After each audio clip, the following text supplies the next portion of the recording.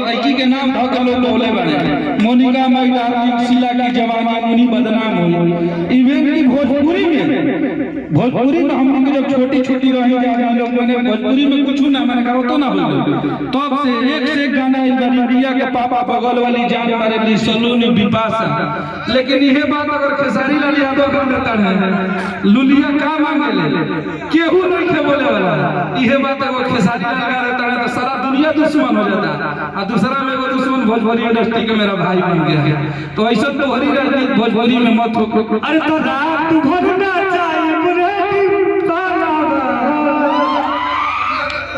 देखिए सबसे बड़ा चीज है कि गाना बजाना में केहू के व्यक्ति विशेष फोटो देके केहू के बाप के नाम लेके अगर गावल जाता वो गलत चीज है। गाना बजाना ही मजा है, ये एगो संस्कृति में हम के सदियों से लोग मजा ले बानी। ई मनोरंजन चीज है, एकरा के दिल में नहीं लेवे कि हमरा का की हुलावत है। और सिर्फ वो इंसान के विरोध जिस इंसान को प्यार करने वाले करोड़ों लोग हैं। आज भाई हमारा 2 साल से आप लोगों के दिल पे राज कर रहा है, आप लोगों की मोहब्बत है। लोग विरोध करते रह गए और रोड पे हम अक्सर से आ रहे थे पटना 50 जगह यही गाना सुने हैं कि रात भरना चाहिए वेडिंग वाला।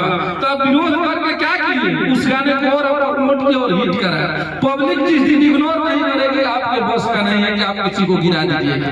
तो इसलिए किसी का विरोध सोच समझ के कीजिए। भोजपुरी इंडस्ट्री हम जानता नहीं हमारा बहुत चढ़े वाला वीडियो हर जगह नेट पर लगा, लेकिन एक खेसारी लाल यादव और एक टुनटुन यादव सबका विरोधी नहीं हो सकता है।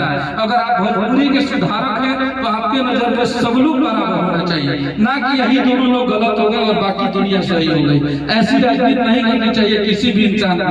ये लोग एक गरीब घर से वहां से उठ के आज भोजपुरी के दिलों में राज कर रहे हैं जिसकी कल्पना हम अपने शब्दों में नहीं कर सकते।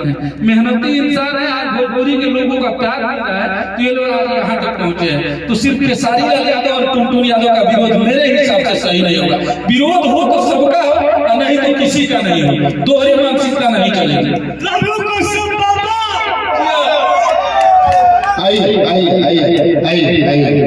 कश्यप बाबा अब विरोध होना चाहिए, मजबूती से होना चाहिए, सबका होना चाहिए, लेकिन विरोध होने से पहले इतिहास देखना चाहिए कि कौन किसके इतिहास को कितना गंदा किया है।